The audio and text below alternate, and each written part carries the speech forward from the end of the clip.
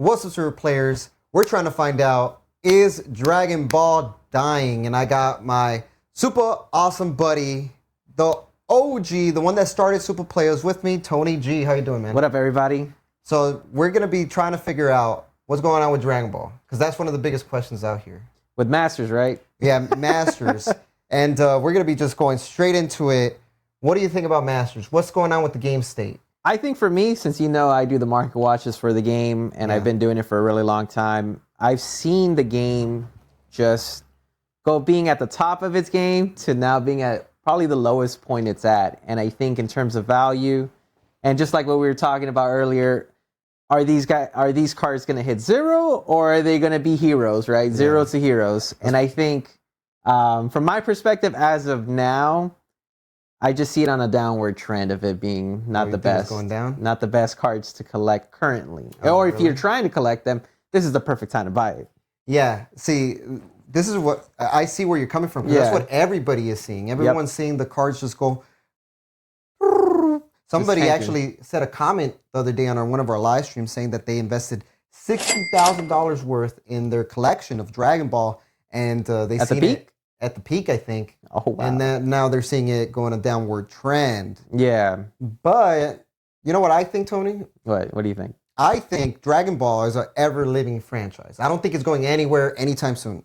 I think if you look at, I don't know if you remember Panini Z, The original Dragon Ball Z cards still have some value, believe it or not. Mm-hmm. If you look at the original when Panini was actually collaborating with the Dragon Ball Z franchise early on, they still have some value. Some collectible And value. even if you look at Naruto, another Bandai card game, that still has some intrinsic value. There is some collectors out there that still think this Itachi card, I don't know if it's the main one, but this Naruto character is still worth over $100 to $200, right?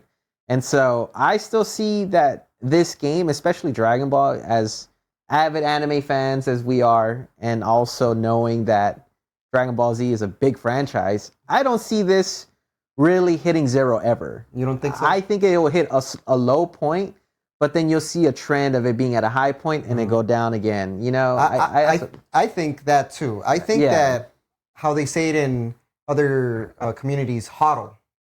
You know, have you heard of the word hodl?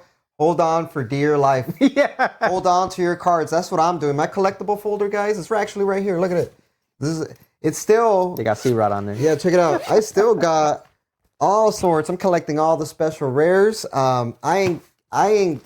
Next time I'll bring it. I have one of every special rare from every set. Like we've been playing Dragon Ball Super card games since before it came out. Before they even announced it. At the Anime Expo in 2017. Before they officially announced it. We were like a month or two extra early. And huge shout out to, was it Henry? Henry of Card Game Coliseum. He sold us our first starter decks. First starter decks at the Anime Expo. That's actually how we found out about Dragon Ball. Dragon Ball. It was in 2017. I think to see it almost 7 to 8 years now going into the card game, and still have 500 players going into nationals. I think the game is still thriving. I think that this game is going to die, I don't see that happening, at least not in the foreseeable future. But will we see a smaller player base? I think so. But I think this is the hot take that I keep telling people. What do you think? Collectors are going to come into it. I think players are kind of dying. And they're moving to the new Dragon Ball game that's coming out. Oh, the Fusion World. Oh, that's a whole nother topic. We'll get into that as well. But I think in terms of Dragon Ball Super Card Game Masters, it's going to be a very hot collectible card game. That's what I think. I think in terms of artwork, quality of the cards. Oh, hands down, best art. It's probably the best cards I've ever seen besides Yu-Gi-Oh! You know, I think Dragon Ball has just one of the best artworks, best texture, best foiling. Dragon Ball Masters. Masters. Yeah, because there's also Dragon Ball Heroes. I don't know if you heard of those. I actually have a Heroes card, but I don't have it on me right now. But I have one of the 7. How much does that card go for, you know? I think I actually Googled it one time on eBay. It's a Trunks card. It was during the time, I think they had like a little booth at the Anime Expo where you could put like a coin or $1, like a scavenger hunt. Oh, and the Dragon Ball Heroes arcade game and then it spits out a card. But apparently from what I know, this was given to me by a fan. Huge shout out to him. It's worth like $200 now. See, and that's a Heroes card that didn't even pop off. So that's what I'm saying. It's a Japanese card, right? It's English. Oh, it's an official English. That's what makes it even rare. That's the thing. I didn't even know they had English hero cards. Show it to you. I'll show it to you. And so I think again, when it's Dragon Ball franchise, it will always maintain its value. I feel, especially when they try to bring heroes at this time. It wasn't as hot as we thought it would be in America, but that card is still worth over $200. And it's a heroes card. It's a heroes card. It's not like not even a playable card. It's not a playable. Yeah, it is a playable card. You can play it in the arcade game. In the arcade game, but it's not like I attack you for 5,000. Yeah, they don't have special events. No, this is just a collectible item, just based on playing. I mean, it's worth money. That goes to show you that will Masters die? I don't think so. I personally don't think so. I don't think so. I think we'll see a smaller player base, but we'll see a higher collector base as well. Yeah. I think it will be like give and take. You take away the players, obviously, but you'll get collectors. I mean, I don't know if you guys know this. The Pokemon collector, I think his name's Gary, if I'm not mistaken. Logan Paul? Not Logan Paul. The guy that has all the Charizards. Oh, yeah. His name's Gary, right? The Pokemon King? The Pokemon King. He bought out most, if not all, the Dragon Ball cards. He reached out to us too. Right, he did reach out to us on Instagram, and he was like, "Oh, what do you think are the best cards to collect?" Gary, right? I think his name is Gary, and he actually collected almost every promo card, any card and every card that earlier in the game tanked. He bought them. I saw. And so he's been holding on to these because, as a collector, I think he sees value in it, and I think again. There was a moment where collectors bought all these as well, and they're holding on to dear life for these because they're not going to hit zero, but they're going to hit a low point. But I still think there's a projection of it going back up again. So I 100% agree with you. I mean, I'm looking at you're talking about one of the best Pokemon collectors of all time, right? Yep. And he is stocking up on Dragon Ball cards. He is, and I'm pretty sure he's seeing just like everyone else that these cards are going down right now, but hold on to them. Watch Dragon Ball Super come back. Yep. The actual franchise. If we believe the game is really dying, then a lot of the God Rares would be less than $500. Dragon Ball is one of the games actually that I see that has cards that are 1,000 plus, 2,000. Yeah. I'm like, what is going on here? The most sought out cards are still maintaining its value. Maybe it's not $10,000 that it originally was at one point. But it's still above 5,000. You know what I'm saying? So it's still relatively collectible. Yeah. And what do you think about Daima coming back? I don't know if you guys heard, but Dragon Ball is coming back with a new series. Yeah. And they already have a Daima collectible card, the one we got from Battle Hour. Yep. That's I personally think that's your favorite card? That's one of my favorite. I haven't even seen the show yet. I think for me, as someone who's been an avid anime fan and seen Dragon Ball GT, everyone's controversial take on it, I'll give Daima a chance. I mean, I'll look at it, but will I say I follow it? Probably not. I do follow Dragon Ball Super, the manga. Oh, you actually read the manga? I do read it more, and so I follow that storyline, and I really hope they bring back Super at one point. But I'll watch Daima because of the quality, and the art studios that are supporting it are pretty big names. And so we'll watch it. But I'm still an avid reader of the manga of Dragon Ball Super because it's already like... It's continuing the story. It's continuing the story of Super. Filling up a middle. Yeah, and we're not going with another new series. Like, it's just keeping it going. And so when that comes back, I'm going to be hyped to see the Moro arc. I'm going to be hyped to see Gohan Beast probably fight with Ultra Instinct possibly. All that you're talking about now, what do you think will happen to the cards... If Dragon Ball Super has the Moro arc, now, it's on television. Everybody's watching it. Now we got these these Moro cards coming out. Oh, it's going to go up in value. And then you see all these cards we got in here? Yeah, they're going to go up in value. You think people are going to want them now? I think at the peak of Dragon Ball or Dragon Ball Super card game, Masters and all that. We were there. When the Tournament of Power came out, that's when the Ultra Instinct came out and these collectible, sets that were themed. You saw the value of those cards. We saw it's still considered the Black Lotus of Dragon Ball Super card The game. Tournament of Power The one, right? Son Goku Awakened Power. That card has always maintained at a certain point. It was $60 when it was still coming up, and at one point it hit $5,000. Oh shoot, I remember that. Remember there was a time, and then like a graded one was even worth $100K. I think from PSA announced it in their magazine. Oh, I remember that. Right. So I still think as collectors, when the show is popping, you see a correlation, right? When the show's going great, the cards do great. We see it with One Piece. Oh, perfect. We saw Luffy right. just awaken his fifth. He went to like Mastered Ultra Yeah, Instinct the Gear in 5. Gear 5. Gear 5, and now set 5 was the set of the It was Gear the 5 most Luffy. hypest set. It was the biggest set, and so there's a correlation, I think. Yeah, we're seeing it, and Yeah. this is coming from people that have been playing card games since. I mean, I could go back since I was like 8 years old, Yep. probably With even Yu-Gi-Oh younger. and all that. Pokemon. 6 years old playing Pokemon. Yep. So we've been through the ringer when it comes to like we've seen the history of cards. And we've seen this history of what a new card game does, right? Yeah. And so Yeah. when we were young, we saw Pokemon, we saw Yu-Gi-Oh, and now we're seeing Dragon Ball, like at its actual stages of life now. Where do we see it going? Is it a slow rate right now? Yeah, possibly. Masters is. But, I mean, Fusion World is on the horizon now. Yeah, Fusion World, that's the new game coming out. That's the brand new Dragon Ball remake, and a lot of people have been It's saying 50-50. that they think this new game, Fusion World, is going to kill off Masters, and it's going to make these cards like die. Do you think so? As someone who I actually did feel I was in that You were in that circle, on that like circle thought for a bubble? moment. I'm like, is this really gonna kill it?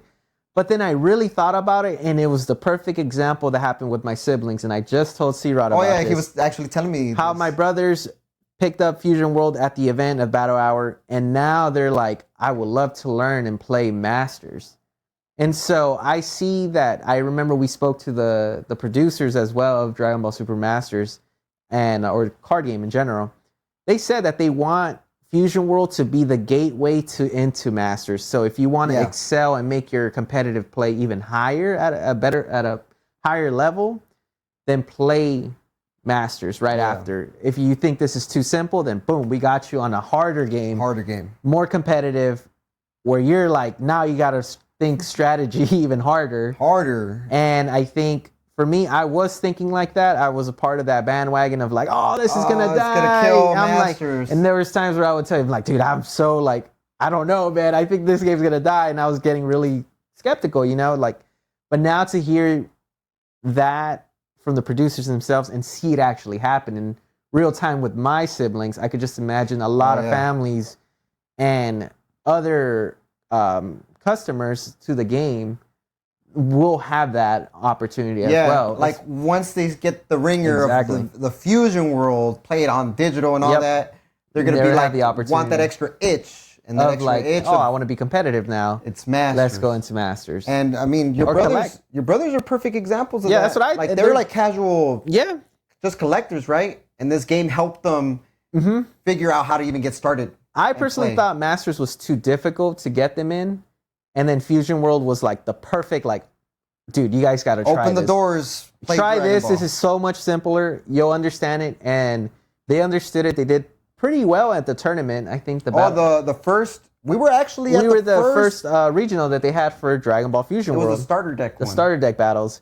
And my brothers really enjoyed it. And now they're like, I want to try out Masters right now. I'm like, say, let's try out Fusion World a little bit more now that the set's actually going to officially drop.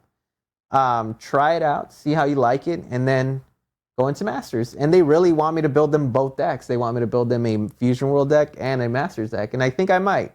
But that's what I'm saying. Like, this is the perfect segue to Masters. So I still see that trend. It might slow down right now. We might see a downward of collectors coming in, but at a certain point, you're going to see more players playing both. You're going to see both.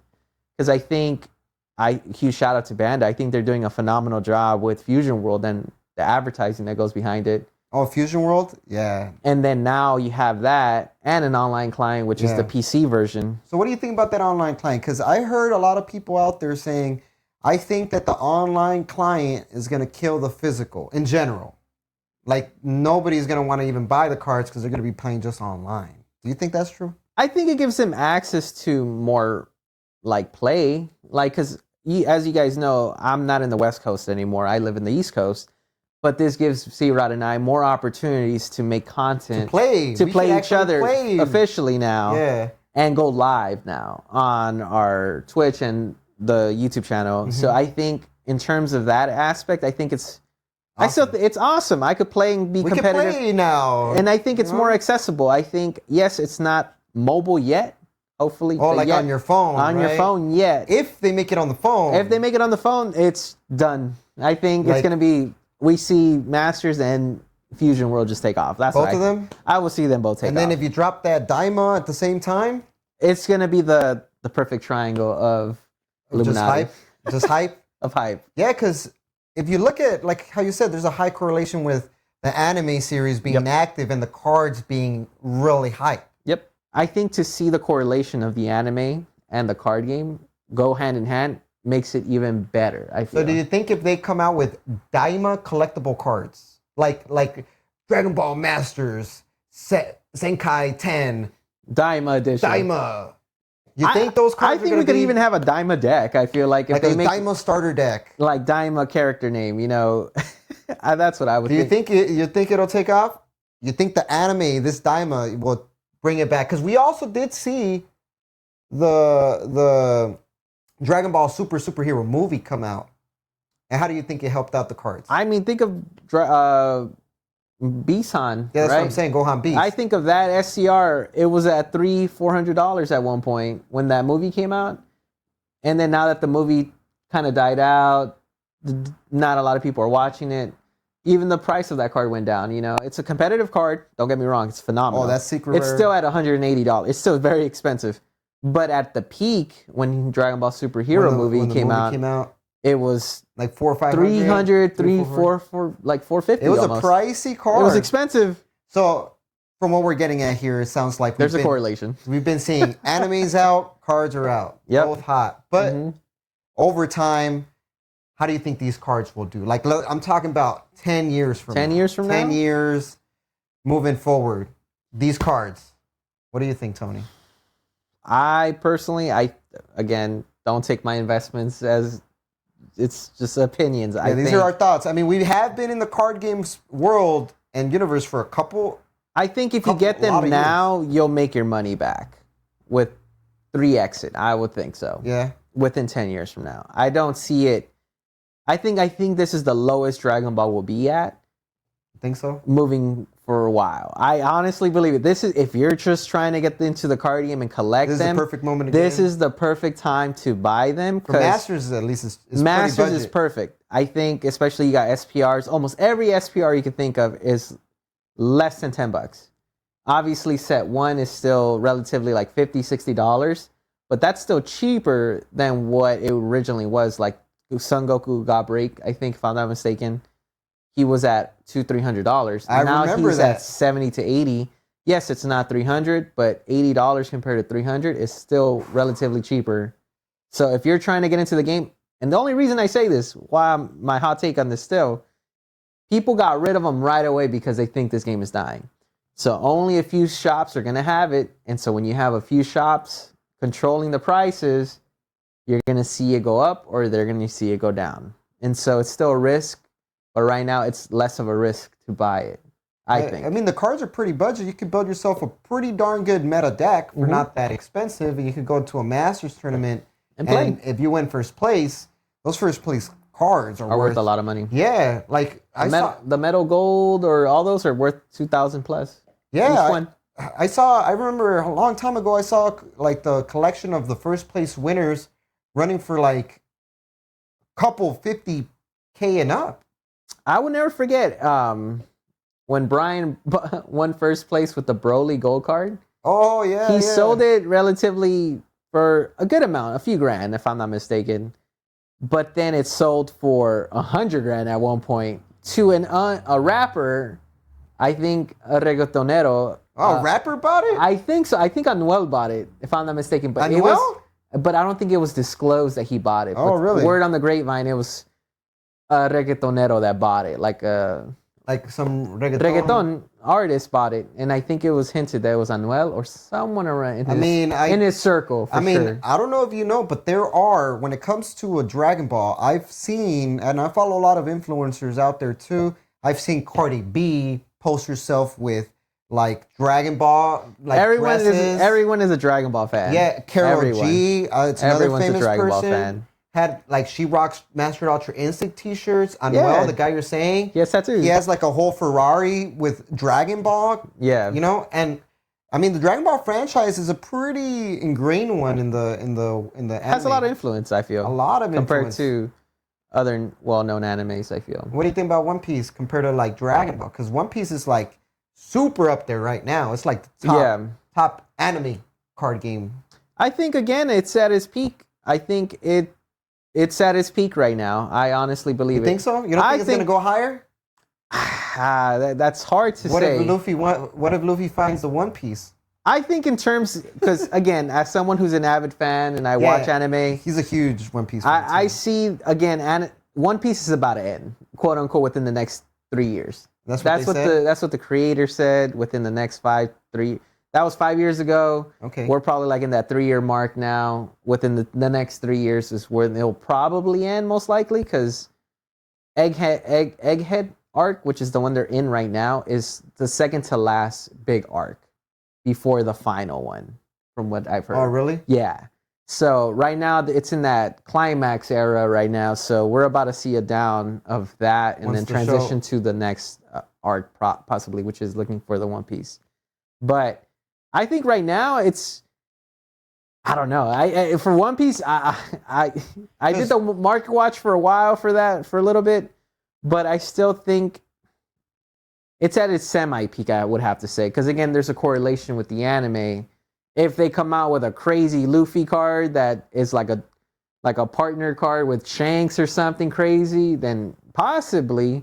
But I think that right now it's probably it's probably at its peak, or it's about to hit its peak of its value. So we're seeing like really high peaks of One Piece collectible cards, and we saw Dragon Ball. Dragon Ball had the same trend, I think, within the first 3 years, remember? Yeah. I think when it hit the 3rd-year mark, I think that's when everything was selling hot, especially during COVID too. Yeah, I remember I did a video actually with this where I showcased this folder, and it was worth like $10,000. Yeah, and that was exactly if we look at it, right? The timeline. 2017 Dragon Ball came out. 2020 COVID hit, and that was its peak. It's a 3-year mark. Within the 3-year mark, you kind of see the big trend. One Piece has been out for what, a year and a half now? Yeah, just barely came out. So that's what I'm saying. Like, it's probably almost at its peak. It's probably, if we see it at the mountain, right? We're probably halfway there. I think, again, what's keeping the value and people into it, one, it's international, first of all. They have big tournaments in Japan. Oh, yeah, it's worldwide. I think that's the other thing that it has for itself is people playing in Japan, and they're like a set or two ahead of us. Yeah, they're a set ahead. So you get like a sneak peek of what it's going to look like. So you still got that big fan base, the cultural relevancy of it as well, because One Piece is massive in Japan or in Asia as well. So I still think it's midway peak, because again, it's the first 3 years. I think after the 3 years, possibly when the anime ends, we'll see it plateau a little bit and then slowly go down, I feel. But if they keep that momentum, I mean, I could eat my own words right now and go back to this video and it didn't age that well, right?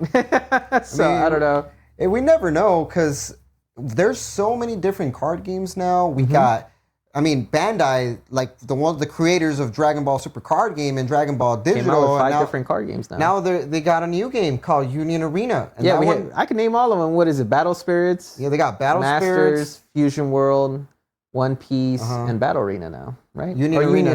That's Arena. 5 different card games. I think if I'm not missing any other ones, but I think that's 5. And Union Arena, what do you think about that game? Because talking about how animes influence the cards, that one has all the animes.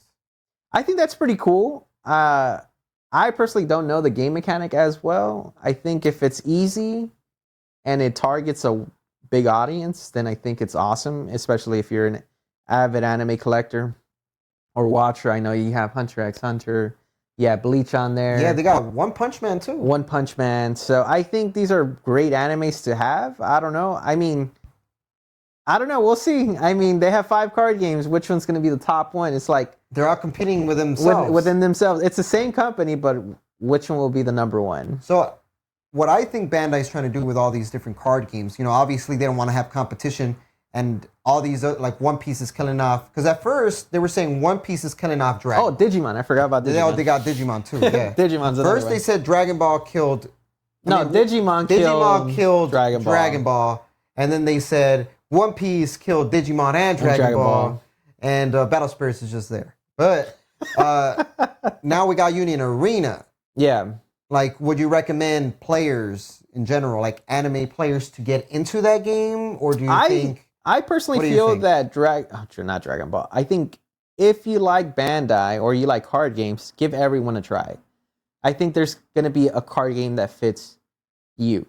Okay. I that's what I believe. I think because you have a wide variety, you might not like Masters, you'll love Fusion World because it plays like One Piece. That's what everyone says, right? Mm-hmm. Or you just might not like any of them. You gave all of them a try, but you're a huge fan of One Piece, or you like One Piece, the best game mechanic in all Bandai games, then stick to One Piece. I think it's great that Bandai has a variety that people could play one of each. If you like to win money and you want to win a prize, and go to Battle Spirits. They had a $1 million prize pool for the whole year when it came out. And this last event, their Worlds was $100,000. Yeah, I was actually walking in the battle area at the Bandai Card Fest. I was walking and I saw the guy that won first place for, or I don't know if it was first place, but he had a big check like this big, and it said 50K on it. That's what I'm saying. Yeah, so if you want to win, I think with every game, you could do something different. So if you want to sell anime cards, or like right now, the hot game is One Piece. An uncut sheet was going for $25,000 from what I've heard. For the One Piece? Yeah, for the top 16 or top 8 guy, like $25K for the uncut sheet.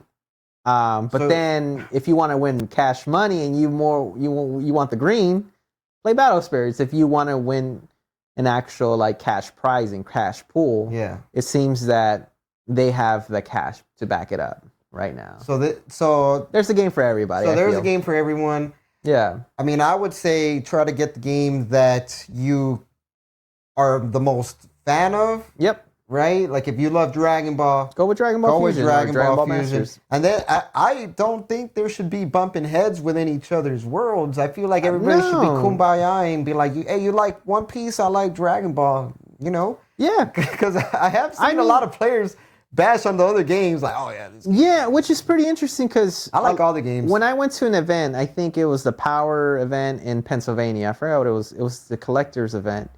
They had a Dragon Ball regional, but a lot of Digimon players were there. It was at the time where Digimon was popping, and it was like at its peak. Yeah, at its peak. And a lot of the fans that were in Digimon were also Supah Players fans, so it was just like we all got along really well. They're like, oh well, I don't like where the game is at right now with Dragon Ball. So I'm trying this out. If it improves, which it didn't mechanically, it got really more toxic. I feel. Which one? Dragon Ball. Oh yeah, Dragon Ball. It got a lot more challenging and it just less interactive. I felt it was hard to get a game going without. Yeah, and it was just so long, right? Yeah. And so a lot of the players in Digimon were saying like, if the game changes a little bit, then we'll come back to it. And Lord behold, now we have Fusion World again. Very simple. There's no negates, and I think I will see a big trend of almost all players coming together and playing together. We're going to see Digimon, we're going to see One Piece coming into Fusion, Fusion to One Piece to Digimon, Battle Spirits. So I think we're going to have that kumbaya period, I feel, until one of them gets toxic and they're like, oh, I don't want to play this anymore. This is terrible. Like, I'm tired of playing U7 Goku or what is it, Sakazuki, no interaction, some crazy games. I mean, crazy decks out there. Crazy metas, right? And so I think there'll be periods where people are going to be very dissatisfied with the meta. That's every card game, right? That's every card game. But we'll see a lot of more people, I think, intertwine, especially in the Fusion World Tournament we played at. It capped at 256. I saw a variety of players from Digimon, One Piece. You're right. We saw everybody coming and trying it out. And they're like, this plays cool. They really loved it. Yeah. And I think again, this is going to be a great game that if you go to a regional, or I feel like there are going to be conventions, right? Where you'll be able to play Digimon, all of them, and top at each one. I think if they plan it out correctly, I feel with timing, you'll be able to participate in One Piece. Oh shoot, I brought my Dragon Ball deck. Let me try out Dragon Ball. Playing at the side events. Or those days, you know. So I think it's a great correlation, I think, and a great aspect to see all the players play together. Yeah, I did notice that at this right. Bandai Card Fest. I saw a bunch of One Piece players. I saw a lot of One Piece players. And Digimon players, Battle Spirit players. Mm-hmm. They were all trying out the Fusion World. They all loved it. They were all giving me feedback. They're like, dude, this game is fun. Yeah. I mean, now let's get into the Fusion World aspect and what that game is going to be like, and should people get into that game? What do you think? I think so. I think never played a card game before. Never played a card. It's super easy. I think this is the first card game that I could honestly say that, besides One Piece, super easy to pick up. I think Digimon for me was kind of a little bit challenging. Yeah, the evolving, the egg, the moving, the counters. It was a lot of that was kind of it wasn't difficult, but I just wasn't too fond of it. It was just like you got the summoning sickness still, but yet you got to digi-evolve an egg, and then they have levels, just like Dragon Ball. They had levels, right? EX evolving.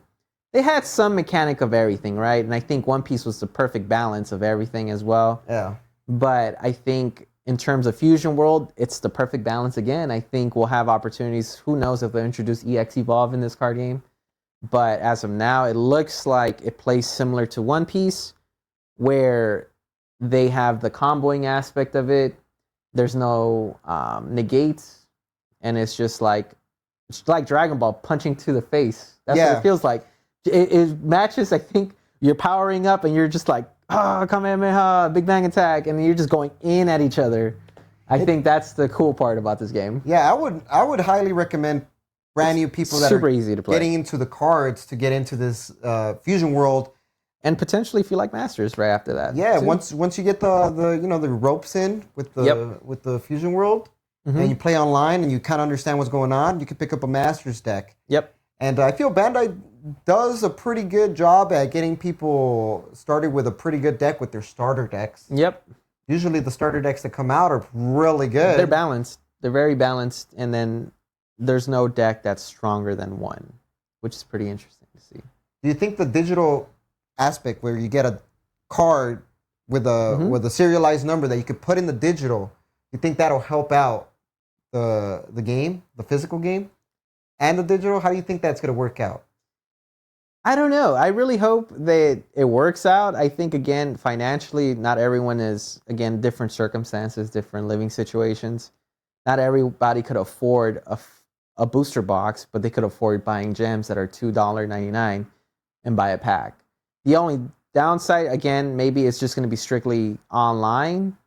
You'll have access to your online deck. You could have the best competitive deck online, but if you want to build it physically, you may have to drop a little bit more money. So it's like you pick and choose your poison, because maybe they might have online events that are regional size, like the Battle Hour. They have fighters on computers. They possibly might have Dragon Ball Fusion World on a computer where you could play against the world champion of Japan, or you might play him in Japan. Right. So there'll be like intersectionalities of like Japan people having their battle hour at the same time as America's battle hour, and now you're competing with each other. Yeah, you're right. That's cool. That's what I think of. I could probably think of. So like you're saying, like, I don't know if you guys seen the drag. We were at Battle Hour. They had the Dragon Ball Fighters. Yep, in computers right there. The fighting game, like the video game. Yep. They were battling it out right there. I imagine people battling it out on computers in the finals. Yeah, and I think that's the cool part, is that maybe you might want to save more money to fly to these events to play the online event in person versus buying a card game, buying the decks, an extra $200-$400 you're spending to buy these and build these decks. Real life. But do you think that getting them in real life, collector aspect, the getting your money back, going to these special events with these special promos that you could get in real life? And this is my hot take on it. I think that would be Masters. Masters would be the hot collector item for it, because Masters doesn't have an online client. Yeah, Masters does. It doesn't, and I don't think Dragon Ball Fusion World will be that expensive. But again, don't quote me. Again, we got to see the pull rates of how the booster packs look like.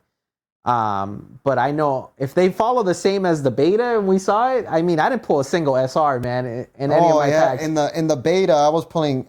I just pulled only commons and uncommons and rares. But I don't know if that's what they wanted people to do because they hadn't revealed the SRs yet in the Dragon Ball Fusion World Facebook. So I don't know. Maybe it could be that. I don't know. But if the pull rates are like that, then I could see them being expensive, I will have to say. I mean, I hope not. You saw how you think they're going to do it like that? What do you think? Like, where you don't get all the good cards to build the deck that you want to build, if that makes sense. Like, because when we were playing the beta, we had to play with some random ratios. I'm like, I only got 3 of this guy, and I only got 1 of this, and I got 3 of this. I guess I got to make a deck like this. Because they limit your card rate. I think that's when you if you get the QR code, you add that, you probably might have it on the game. But you might have to do a little of both. So if you want to take your chance and actually open a physical card and you pull the secret rare, the alternative art, and you get the QR code, use that QR code to have that same exact card. You think that's how it's going to work?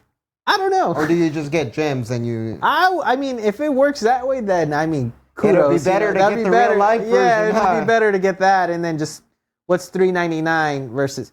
But the thing that I do like is that sometimes, I'm not saying every shop does it, they mark it up a lot more expensive. Oh, so, like the real life one? Like a pack in the online is actually $2.99 versus in person, if you want to buy it, people mark it up, make it $7.99. It's because it's scarcity, man. Like, that's what I'm saying. Online, they can make an infinite amount of cards. So supply and demand now that you're playing with basic economics, not to get into it like crazy, but now you have players that are like, F that. I'm not trying to deal with that. The real life ones? The real life ones, now people aren't buying it, so they're forced to drop the price because people aren't buying it.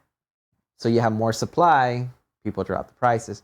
But if there's like a correlation that people want to buy the physical, then you might see it still be up in price, but you could also pull packs. Yeah, if you can't afford the real life ones. Being $2.99 exactly. You know what I'm saying? You'll be able to afford the digital ones. Exactly. But I mean, from what I've seen and going from our 8 years of Dragon Ball Super card game, if you pull that sick top of the line card. Yeah, I'm still screaming if it's on the online client or in person, dude. I'm gonna be screaming like a little girl. Why we pulled the secret? Now, do you think you're gonna be able to? Will there be any like collectible value in the digital version? I think in terms of like well, if you pull the Ultra Instinct Goku on the digital, will you be able to like put it up on eBay and try to like? I don't know. You think that'll? I don't know. How does that work? Do you remember when we used to play that online game from was it Yu-Gi-Oh? Yu-Gi-Oh. Oh, that game. And those accounts, people sold those accounts for thousands of dollars because they pulled the Exodia pieces, right? For example, at that one moment that it was active. Yeah, they never made it again. Exactly, and so you had like. There's going to be, for sure, people that may potentially want to sell their account because they, if this game takes off, you get a special skin for topping the online World's Championship on the computer. Ooh. You get like this cool suit or this Ultra Instinct aura. Like you could customize. And then you'll see like these things like, because this account has all the skins and this and that, then I could see it being X amount of dollars, right? Yeah. Or having every card in the game, you have it there, but now you have the first place winning world champion digital card that you and I don't have, and then you're the only one that has it. Then I could see that account being worth some money for sure if you're trying to sell. I think if you market it that way and you build it that way, I think you can make a bunch of money that way too. On the digital? And if you add the VR aspect of it, who's to say that you could... They're going in... I don't know if you saw what I'm saying, with the Union Arena, they actually had the first demo on VR. I was actually trying it out. I got an Oculus over there. I put that thing on, and you were like, "Oh!" I was walking around. I was Ichigo. I was Ichigo. I was walking around with the goggles. I was like, "Yo, that's funny." I was watching in the VR world. I was watching the presenters talk. Yeah, I mean, let's talk about the future of cards. What do you think? Where do you think it's gonna go? I think it's gonna go digital. I think when we're seeing Apple come out with their Appleverse 2 now, you have Metaverse to 3.0 now. They're upping it up. Looking hella real now. Looking way better every time, and technology advances now not even 6 months, every 3 to 4 months. We're gonna see a new era of gaming, I feel, and with digital card games, I think paper may be dying out because again, you want to save the planet. That's paper, right? That is so true. I don't know if they're gonna be using recyclable material. I mean, you could go on the whole tangent on this. I could definitely, saying like digital is the best way to do it. And I don't know. I mean, the future is definitely VR, I feel. And I do see it being a big take. Like, maybe with every card game, we'll be able to summon Exodia or even Goku in front of us. Like in the Yu-Gi-Oh! I don't know if you guys ever seen Yu-Gi-Oh! They bring out a card and the card comes out in real life in front of them. You never know where Goku's going to be like, you're my teammate. Now we're going to do both the Kamehameha, and then just throw it together and attack your opponent, right? But I don't know. I mean, we don't know. I think digitally that would be really sick, and that'd be a different perspective of card games, I feel. But I don't see that happening just yet. I give it another 5 years, probably. Another 5-10 years to see us playing some crazy card games. Of course. Or some hologram cards. You bring out Goku or Frieza. Exactly. You get a little mini. Well, now you have the 3D character as your leader, right? And so who knows? You might see it in person in front of you. You're like, attack your leader, and you see the Goku. Like, have you seen those goggles? Yeah. There's like these special Google goggles where you put them on, and you could see things come out in the real world. Yeah. So I could easily see them integrating cards like that. Yeah, you could play like right here. Now you don't need a desktop, but you have your VR set, right? And then now you could play like that. You just need internet access. Wow, that's going to be insane when that happens. I mean, there's so much things that are going on with Dragon Ball, with animes, with all the card games. Yep. And that was pretty much our perspective, our real talk with Tony G. It's been pleasure talking to you, man. It's been a minute since I've been like back in the West Coast, so thanks for having me in your home. Yeah, and let us know who else you guys would want to see. Let us know in the comment section. In the Supah Talk, and like what we say, y'all stay Supah.